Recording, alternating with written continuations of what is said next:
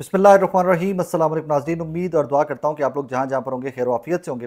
नाज़रीन, आज की एक खबर बहुत बहुत इंपॉर्टेंट है जिसको आई एम श्योर कि आप लोगों तक, तमाम लोग तक पहुँच भी चुकी होगी और उसके बहुत सारे एंगल्स लोगों ने डिस्कस भी कर लिए होंगे, कवर भी कर लिए होंगे।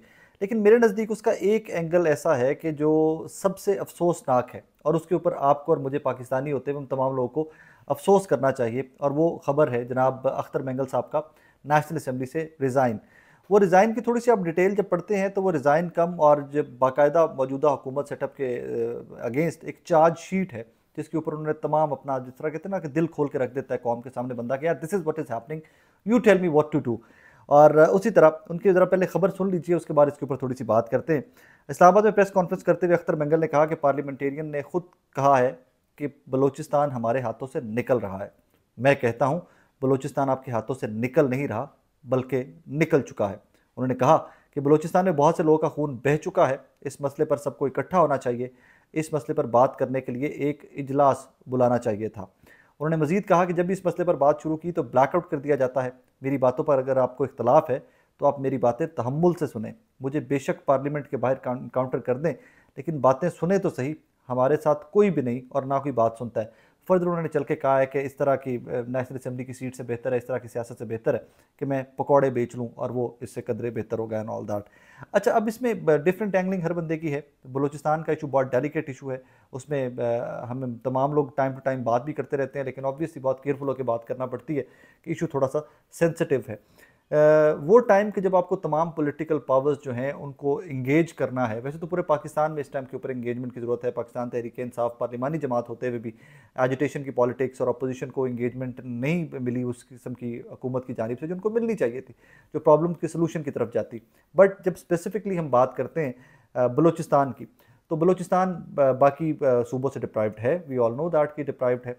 तो वहाँ पर होना क्या चाहिए था या क्या किया जाना चाहिए था? एक आधे ब्लॉग में इसके ऊपर मैं पहले भी बात कर चुका हूँ कि वो तमाम फोर्सेस जो आपके मुल्क के निज़ाम को, पार्लिमान को, इन फोर्स इन ऐवानों को नहीं मानती, सिस्टम को नहीं मानती, आपने उनसे एंगेजमेंट करनी है। आपने उनको कौमी धारे में लेके आना है, आपने उनको असेंबलीज में लेके आना है, आपने वहाँ पर उनको सियासत का मौका देना है, उनको वहाँ पर वो प्लेटफॉर्म मुहैया करने हैं कि जहाँ पर वो खुल के अपनी बात कर सकें, और फिर आपने उनके साथ बैठकर उन प्रॉब्लम्स के सोल्यूशन की तरफ जाना है। लेकिन यहाँ पर तो गंगा ही उल्टी बहना स्टार्ट हो गई है ना, कि जो लोग सिस्टम का हिस्सा है, अख्तर मेंगल साहब जैसे लोग जो आपके साथ सिस्टम में शरीक हैं, वो लोग सिस्टम से आउट होना स्टार्ट हो गए हैं। और ये आई थिंक भूल जाइए पाकिस्तान तहरीक इंसाफ की सियासत, भूल जाइए इस टाइम के ऊपर हुकूमत की सियासत, भूल जाइए हुकूमती चैलेंजेस जो हैं। ये एक इस्तीफ़ा जो आया है ये बहुत बड़ी चार्ज शीट है कि आप अख्तर मेंगल अकेले को एंगेज नहीं कर सके, आप उनकी पार्टी को और उनके वर्कर्स को, उनके वोटर्स को, उनके लोगों को, बलोचों को, हमारे भाइयों को आप एंगेज नहीं कर पाते। और अख्तर मेंगल जो इवेंचुअली कहते हैं कि मैं जवाब दूँ अपने वोटर को, and he has to resign from national assembly. होना तो ये चाहिए था कि ये रिज़ाइन आते हुए, बेशक आप अपोजिशन में हैं अख्तर मेंगल साहब, बेशक आप हुकूमत में हैं, किसी भी जमात में, इस तरह का रिज़ाइन बलोचिस्तान से आता, had been part of any setup, way to God, सबसे पहले पीएम को बोलता कि जनाबे वाला बाकी सारी एंगेजमेंट छोड़ दीजिए, अख्तर मेंगल साहब को बुलवाइए, बलोचों को बुलवाइए, बैठिए इन भाइयों के साथ। और इनके रिजर्वेशन पहले भी होता रहा कि इंगेज जब किया जाता था तो आपको रूम मिलता था काम करने का, and this was the time कि जहां पर अख्तर मेंगल साहब ने एहतजाजन ये रिज़ाइन किया, आपको फ़ौरन अख्तर मेंगल साहब को एंगेज करके उनको कहना चाहिए we are with you, let's sit together and let's find out solutions. लेकिन एक्सट्रीम स्टेप होता है कहीं पर भी जाकर आपने जो लेना होता है, कि जिस तरह अख्तर मेंगल साहब ने रिज़ाइन का स्टेप लिया या रिज़ाइन का उन्होंने ऐद कर लिया था, एंड ही डिड दैट। उन्होंने रिज़ाइन जाकर जमा करवाया, ये नहीं कि सिर्फ एक नारा मारा है कि जी मैं रिज़ाइन करने वाला हूँ एवरीथिंग, ही एक्चुअली रिज़ाइंड। सो ये शहबाज शरीफ साहब के लिए और मौजूदा जो सेटअप है हमारा, पूरे का पूरा setup, establishment, judiciary and everything, इन तमाम लोगों को सोचना चाहिए कि जनाब लोग इस सेटअप से किस हद तक उकताते जा रहे हैं। और बलूचिस्तान का इशू बहुत सेंसिटिव है, इसको बहुत केयर के साथ, बहुत एहतियात के साथ इसको हैंडल करने की ज़रूरत है। And I am sure, and I am 110% sure कि मेंगल साहब को जब भी इंगेज किया जाता है, जब भी कोई हाथ उनकी तरफ बढ़ाया जाता है, तो मेंगल साहब उस हाथ को झटकेंगे नहीं, उस हाथ के साथ हाथ मिलाएंगे और बैठ कर बात करते हुए इंशाल्लाह सोल्यूशंस की तरफ जाएंगे। अच्छा, अब इसमें आज तो अब से कुछ देर पहले एक टॉक शो के अंदर ख्वाजा आसिफ साहब गुफ्तगू कर रहे थे, उसके ऊपर मुझे लगता है बात करना बहुत ज़रूरी है। उसमें ख्वाजा आसिफ साहब ने तो खैर वो एक इंटायरली डिफरेंट स्टांस लिया है। उस स्टांस के अंदर उन्होंने आपको, मुझे, हम तमाम लोगों को ही जनाब उसमें मुर्दे इल्ज़ाम ठहरा दिया। उन्होंने कहा जी मुल्क के जो मौजूदा हालात हैं उसके तमाम इदारे, तमाम सियासतदान, तमाम अवाम, मीडिया भी तमाम के तमाम स्टेक होल्डर जो हैं उसके एट फॉल्ट हैं, और मीडिया के लिए उन्होंने लफ्ज़ इस्तेमाल किया कॉम्प्रोमाइज्ड है। क्यों कॉम्प्रोमाइज्ड है? जस्ट बिकॉज कि आप मलिक रियाज का नाम नहीं चलाते तो वो कॉम्प्रोमाइज्ड है। ठीक है, मुत्तफिक इस हद तक के बहुत सारी जगहों के ऊपर बहुत सारे लोगों के नाम इसलिए नहीं चलते कि वो बहुत ताकतवर हैं, बहुत दौलतमंद हैं, या वो बहुत कनेक्टेड हैं, या वो हुकूमत में हैं। और फिर जिनके नाम चलते भी हैं, जिस तरह ख्वाजा साहब ने फरमाया कि जनाब मीडिया कॉम्प्रोमाइज्ड है, तो बिल्कुल मीडिया कॉम्प्रोमाइज्ड है। मीडिया आज भी हुकूमत के ऊपर तहरीक इंसाफ, पीपल्स पार्टी, नून लीग, काफ लीग, एनी गवर्नमेंट अपने अपने रिपोर्टर, अपने अपने सहाफ़ी हैं जो अपनी अपनी वो मीडिया मैनेजमेंट के ज़रिए इंफॉर्मेशन पैडलिंग करते हैं। आज भी मुझे बताइए कि कोई सहाफ़ी खुल खुला के तनकीद करे इनके ऊपर, नून लीग और पीपल्स पार्टी के ऊपर। हाँ, वो हामिद मीर साहब या आसमा शराजी साहबा या मंसूर अली खान साहब या बहुत बड़े कदावर लोग ना बन गए हों कि जिनका बाकायदा एक स्टैचर बन गया हो। मजदूर सहाफ़ी कोई भी इनके ऊपर खुल खुला के तनकीद करे, मैं देखूँ कि वो मजदूर सहाफ़ी कैसे फील्ड में भी रहता है। अभी रिसेंटली आप देख लीजिए, अडयाला जेल से उस्मान मुगल पब्लिक न्यूज़ के रिपोर्टर थे, उनको नौकरी से हटा दिया गया, उस असाइनमेंट से हटा दिया गया just because he was reporting Adiala jail. Saqib Bashir साहब हमारे दोस्त हैं, भाई हैं। साकिब बशीर साहब अडयाला जेल से रिपोर्ट कर रहे थे, उनके साथ क्या हुआ कि उनको अडयाला जेल में बैन कर दिया गया। इवेंचुअली उनको मियाँ गुल हसन औरंगज़ेब साहब की अदालत में जाकर रिक्वेस्ट करनी पड़ी कि सर मैं रिपोर्टर हूँ, सहाफ़ी हूँ, मुझे उठाकर बाहर किया गया, मुझे इजाज़त नहीं दी गई। तो बातें करने की हद तक बहुत अच्छी हैं ख्वाजा आसिफ साहब की कि जी मीडिया भी उस हद तक आज़ाद नहीं है।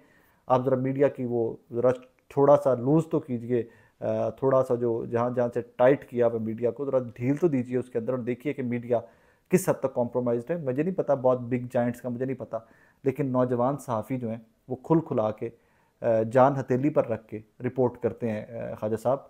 और हाँ, वो मलिक रियाज ना हम लोगों से, मज़दूरों से कोई डायरेक्टली इन टच होता है, वो मालिकान के लेवल के ऊपर होता है या गवर्नमेंट के लेवल के ऊपर मलिक साहब कनेक्टेड हों तो हों, आप उनसे बात किया करें ना। मीटिंग्स मालिकान के साथ हुकूमती वज़रा की और वज़ीर इत्तलात और इन लोगों की होती हैं, रिपोर्टर्स के साथ और आम एंकर्स हमारे जो हैं उनके साथ मालिकान की और वो हुकूमतों की मीटिंग्स नहीं होती कि जहाँ पर एजेंडा सेटिंग होती है। लिहाजा अपनी सियासतदानों की गलतियाँ हमेशा से मीडिया पे डाल देना, आवाम पे डाल देना, ये बहुत आसान काम है। तमाम इदारे, तमाम अवाम, तमाम सियासतदान, तमाम पार्टीज़, मीडिया कॉम्प्रोमाइज़, सब के सब मुल्क के मौजूदा हालात के ज़िम्मेदार हैं। डिसीजन मेकिंग में आवाम कभी नहीं होती। Remember one thing, decision making के अंदर पॉलिटिशियन होते हैं कि जो आवाम का मैंडेट लेकर या आवाम का मैंडेट चुरा कर उन सीटों के ऊपर बैठे होते हैं। तो ख्वाजा साहब ही इसका बेहतर जवाब दे सकते हैं कि मौजूदा सेटअप जो है ये मैंडेट लेकर बैठा हुआ है जहाँ पर बैठा हुआ है, या मैंडेट चुरा कर बैठा हुआ है जहाँ पर बैठा हुआ है। फिर जब डिसीजन मेकिंग की बात आएगी तो आप कितने एम्पावर्ड होंगे, मुझे ये भी आप लोगों को बताने की ज़रूरत नहीं है कि जब आप मैंडेट ही आपका कॉन्ट्रोवर्शियल है। आज तक पाकिस्तान की सबसे बड़ी सियासी जमात पीटीआई आपका मैंडेट मानने को तैयार नहीं है, वो आज भी बज़िद हैं कि उनका मैंडेट चुराया गया है। ट्रिब्यूनल्स पे बात जाती है तो जजेस के साथ क्या हो रहा है, जहांगीरी साहब से लेकर मलिक साहब लाहौर हाई कोर्ट के चीफ जस्टिस जो थे, जो एलिवेट होकर सुप्रीम कोर्ट में आए, उन ट्रिब्यूनल्स के साथ, उन जजेस के साथ क्या क्या होता है, I don't have to tell you all that Khawaja साहब।